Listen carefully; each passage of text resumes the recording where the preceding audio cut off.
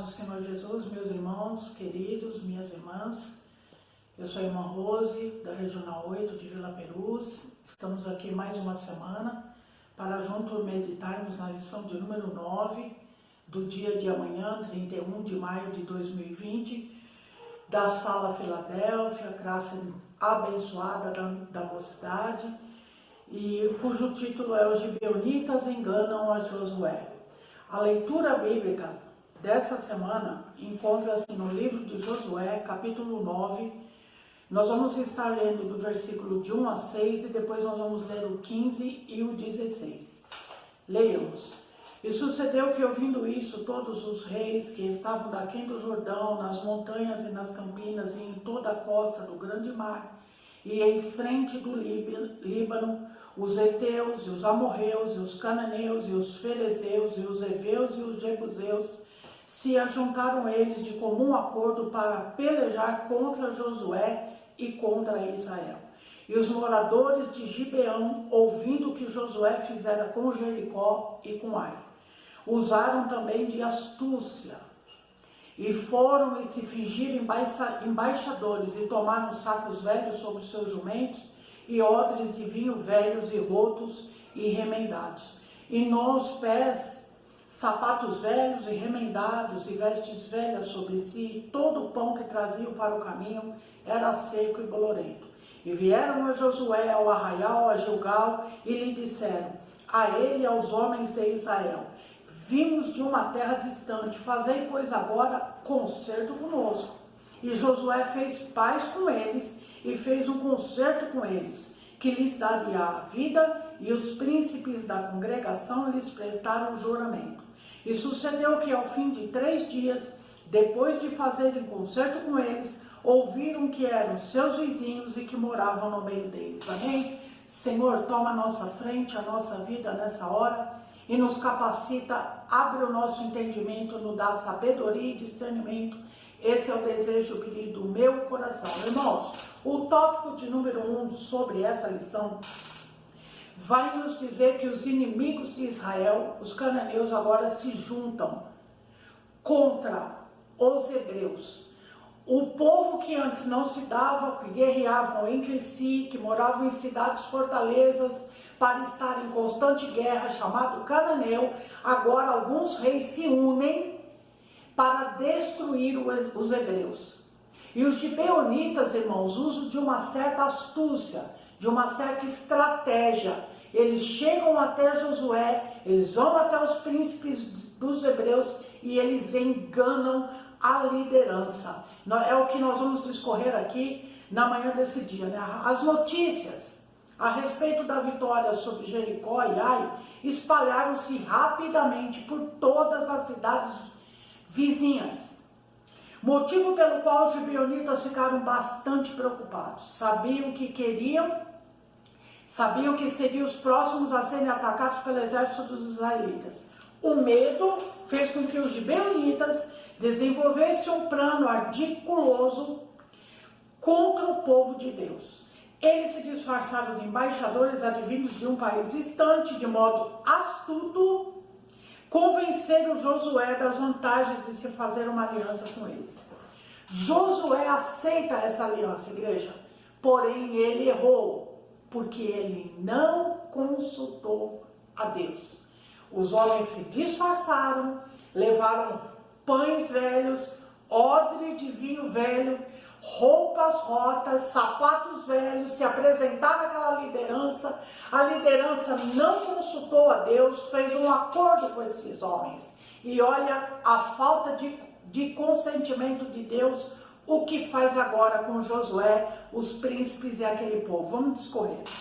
A inveja dos inimigos, o tópico de número 1. O capítulo 9 do livro de Josué tem início com as notícias das vitórias dos hebreus sobre os habitantes da terra. Ou seja, era notícia em todo lugar. Esse povo estava ansioso, medroso, preocupado. Os próximos seremos nós. Os hebreus vêm vindo aí, eles vão tomar aquilo, eles vão tomar a gente, eles vão tomar nossa terra, eles vão queimar nossa cidade, eles vão destruir como Deus é com eles, já destruiu Jericó e Ai. Lá vem os hebreus. Olha o que aconteceu. diante das vitórias do povo de Deus, os reis que estavam daqui do Jordão, nas montanhas e nas campinas, e em toda a costa do mar, se uniram para combater os hebreus. O interessante perceber é que, de acordo com a história, aqueles povos não eram unidos antes, como eu já falei aqui anteriormente. Pelo contrário, frequentemente havia guerra entre eles. Por isso, muitas de suas cidades eram verdadeiras fortalezas, como disseram os espias enviados por Moisés há 38 anos antes. Mas agora, quando a bênção de Deus prometida aos patriarcas estava por chegar, um levante organizado ameaça a marcha triunfal do povo de Deus. Na verdade, irmãos, a igreja dos dias atuais, odiernos, a igreja desse tempo, desse momento, desse contexto atual, não é diferente. O inimigo vive querendo derrubar, destruir, parar, impedir. E se nós não estivermos atentos, vigilantes, não seguirmos as ordens do Senhor, a fala do Senhor, a gente corre esse risco também, não é? Porque nós estamos passando no momento pelo mesmo problema. O inimigo vive aqui se unindo para desestabilizar a igreja do Senhor. Ele se une com aquele 1/3 que está com ele para desestruturar, para tirar o nosso alvo, para abater a nossa fé. Mas vamos ver o que acontece aqui. O tópico 2, os inimigos são numerosos, não eram pouca gente. Por que, igreja? Porque antes eles estavam cada um por si, na sua cidade de fortaleza. Eles eram fechados e guerreavam entre eles. Agora não mais, agora eles se uniram com outras tribos. Agora tem Eveu, tem Amorreu, tem Jebuseu, tem povos a mais unidos para derrotar. Então vamos ver aqui, o levante era grande, irmão. Agora o levante seria um levante maior. Eles estavam com medo, a expectativa era grande em tentar destruir o povo. Impressiona a descrição de quantidade de povos cananeus ao oeste do Jordão, que se uniram contra Israel. Certamente a quantidade de guerreiros dessa coligação superava facilmente o exército dos hebreus. Era muita gente, era gente maior do que o exército dos hebreus, que Josué era o líder. O levante, além de impedir os avanços dos israelitas, também impediria que as vitórias do povo de Deus fossem um testemunho vivo de que o Senhor é Deus. Não importava o tamanho do exército reunido na coligação, pois Deus estava ao lado do seu povo. Não importa quantos têm se levantado contra mim e contra você. O importante é que nós temos um Deus, um general de guerra e de batalha, que nunca perdeu nenhuma peleja a nosso favor. Porém, precisamos vigiar, irmão. Vamos ao tópico 3. O mal atua em várias frentes. Os cananeus se juntaram para combater Israel de modo ardiloso, mentiroso. No Novo Testamento, a palavra grega corresponde para astúcia. Eles usaram de astúcia, assim como o inimigo usou de astúcia com Eva, né? E é panogia, a qual igualmente pode significar artimanha, sagacidade ou sabedoria ilusória ou falsa. E foi usada quando Paulo expressou sua preocupação e que os coríntios fossem enganados pelo inimigo, da mesma forma que Eva foi iludida. Josué também. E nós, se quisermos vencer o mundo, a carne e o inimigo, precisamos ter vigilância. Olha que ponto que chegou agora a situação.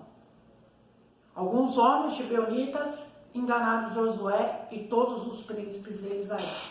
No tópico de número 2, nós vamos falar sobre a astúcia dos gibeonitas. Os gibeonitas fizeram uma encenação a fim de seduzir o povo de Deus. Eles se disfarçaram muito bem a ponto de enganar um general experiente como Josué.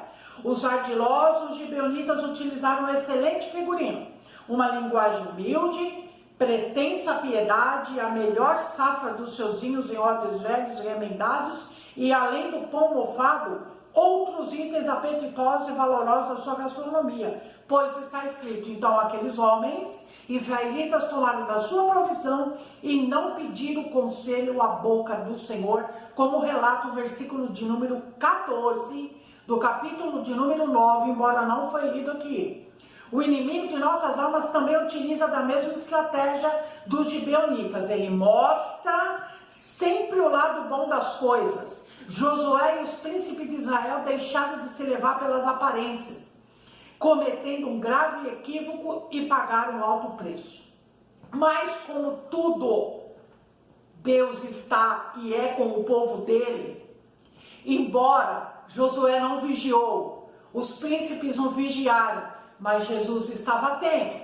Deus estava atento porque ele tinha propósito de invadir também aquela cidade, e o plano que Deus tinha lá na frente era de excelência para um povo que no futuro iria entender que aquele plano não deu certo, aquilo não foi bom, mas Deus transformou a maldição em bênção.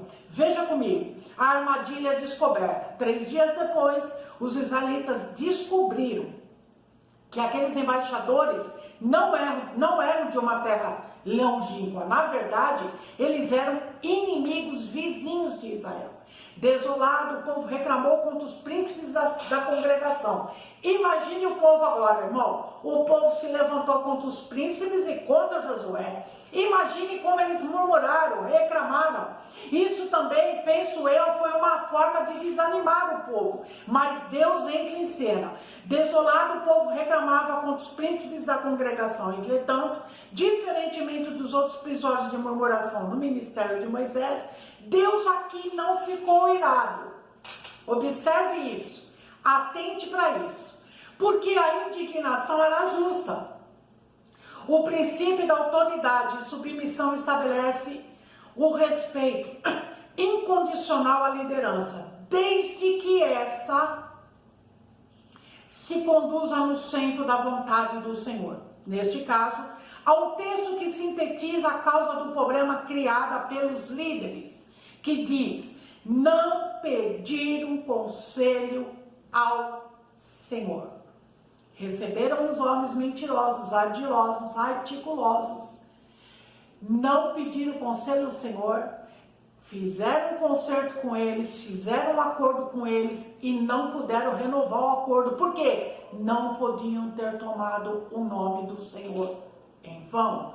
A liderança precisa, antes de mais nada, para conduzir aquilo que Deus colocou na tua mão, você precisa orar, perguntar para Deus se pode fazer, se está certo fazer, se o tempo é este de fazer. Acima de tudo, não tomar nenhuma decisão sem antes Deus te confirmar, porque quem ora, Deus responde. Vamos lá. Aí tinha feito a manutenção da aliança. Josué e os príncipes da congregação não mudaram os termos da convenção de paz. Afinal, é pecado usar o nome do Senhor em vão. Então, irmãos, o que eles poderiam fazer agora? Nada mais. Eles tinham pecado por não ter consultado ao Senhor. Fizeram um acordo de paz com homens que Deus não mandou e não autorizou. Mas, mais tarde, em 2 Samuel, capítulo 21, 1 e 2, nós vamos ver que Saul quebrou essa aliança firmada aqui, que estava sendo agora feita no pacto de Josué com os gibeonitas, o que trouxe sérios infortúnios a Israel, até que a devida reparação foi feita aos gibeonitas. Infelizmente, nós, quantas vezes, nos comprometemos a realizar algo perante o Senhor e simplesmente esquecemos. Ocorre que todo o poderoso não se esquece. Ele aguarda de nós o cumprimento das alianças firmadas. Então, eu quero abrir um parênteses aqui para te dizer que tudo aquilo que você se compromete com Deus, que você se propõe, aonde Deus te coloca, é necessário, acima de tudo, nós temos compromisso com Deus, irmãos. Quando Deus nos chama para fazer algo, nós precisamos fazer com amor, com carinho, com dedicação. Nós não podemos levar as coisas de qualquer maneira, relaxadamente, porque aquilo que nós prometemos a Deus Ele não esquece. Eu e você podemos até esquecer. Por um momento, a luta pode até nos fazer não querer fazer mais, mas Deus não quer isso de mim nem de você. Deus quer de mim e de você, principalmente, como ser humano e como liderança, que nós sejamos a Ele fiéis. O tópico de número 3, a nossa última parte, vai dizer assim, ó, uma história de juízo e misericórdia. Veja bem, os gibeonitas são punidos pelo que eles haviam feito com Israel. Josué errou, os príncipes errou, sim, fizeram uma paz, um contrato de paz com quem não era, eles foram enganados, não consultaram ao Senhor, sim, mas o Senhor Deus, apesar de, tem uma estratégia, Ele tem uma mudança. Deus sempre faz alguma coisa a favor daqueles que se arrependem verdadeiramente. Para nós encerrarmos, veja o que aconteceu. Quando viu que havia sido enganado, Josué ficou bravo. E naquele dia Josué os deu como rachadores de lenha e tiradores de água para a congregação e para o altar do Senhor até o dia de hoje. Veja bem, tudo porque o príncipe da congregação não consultaram o Senhor. Estamos vivendo momentos difíceis e trabalhosos em que espíritos enganadores têm tentado destruir a igreja e a fé dos crentes, trazendo heresia, modismos e uma pseudo-espiritualidade.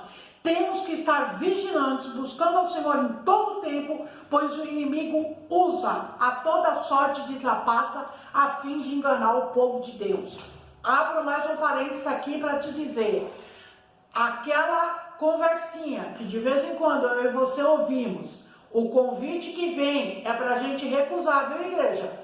Esse negócio não tem nada a ver, não faz parte da nossa ideia, não faz parte do nosso mundo. Nós somos chamados, remidos, escolhidos e santificados. Portanto, jovem, se o seu amigo te convida para errar, para desviar-se do caminho, dizendo que não tem nada a ver, que Deus perdoa, esquece o não tem nada a ver, Deus perdoa, porém tem a consequência do pecado. Não se esqueça, rachadores de lenha e tiradores de água.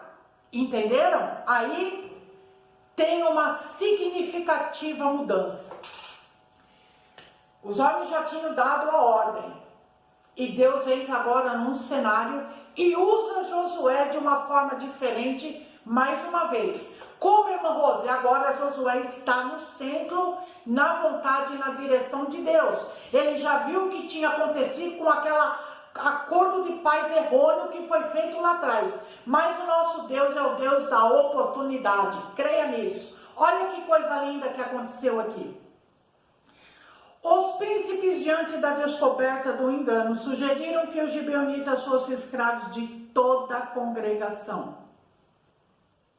Mas Josué fez uma significativa alteração e tornou-os escravos do santuário de Deus. Assim, Josué curiosamente os puniu e ao mesmo tempo também os abençoou, pois uma maldição não cai sobre quem não merece. Conforme está em Provérbios, capítulo de número 26, versículo de número 2. Esse, rapidamente, eu quero estar lendo com você. Como o pássaro no seu vaguear e como a andorinha no seu voo, assim a maldição sem causa não virá. Esses homens persuadiram, sim, mas Deus resolveu ter misericórdia deles. Por quê, irmã Rosa? Porque eles se arrependeram. Veja bem o que aconteceu. Josué curiosamente os puniu e ao mesmo tempo também os abençoou, pois uma maldição não cai sobre quem não merece, como está ali onde nós lemos agora. A justiça de Deus atua sempre em favor daqueles que estão arrependidos, como nesse caso os gibeonitas. Mesmo com o erro, Deus teve misericórdia deles. Bênção no lugar da maldição para nós encerrarmos, irmão. Talvez a postura humilde dos gibeonitas tocou o coração do Eterno, sendo destacados para o serviço perpétuo na casa de Deus, o Senhor os abençoou. E eles se tornaram participantes de alguns direitos usufruídos pela casa de Levi. Olha só, assim os gibeonitas se transformaram em uma bênção para Israel. Prova disso é que no tempo de Samuel, a arca do concerto ficou durante décadas na cidade gibeonita de Kiriat Jearim, segundo está em 1 Samuel capítulo 7, versículo 1 e 2, e 2 Samuel capítulo 6, versículo 3. No tempo de Salomão, o tabernáculo foi amado em Gibeão, segundo Coríntios 1, 3. Posteriormente, eles foram chamados de netineus, ou servos do templo, ou netinins, auxiliando os levitas, e estavam entre os primeiros exilados que voltaram da Babilônia. Sob a liderança de Zorobabel, apesar de não serem descendentes de Abraão, puderam ajudar na reconstrução dos muros de Jerusalém.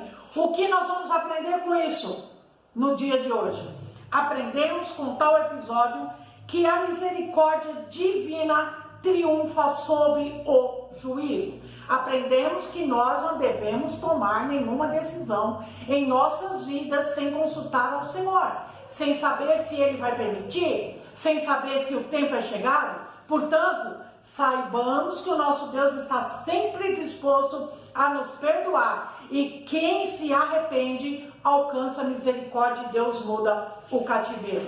Para a próxima aula, lição de número 10, o dia 7 de junho, o título será As Lutas dos Hebreus no Tempo da Conquista. E nós, nossos irmãos da classe Filadélfia, ou você que nos acompanha e nos assiste na manhã desse dia, eu quero convidar você a participar conosco também. Na próxima aula será um imenso prazer nós estarmos juntos aprendendo sobre a palavra de Deus e aprendendo com o Senhor a ser fiel a Ele.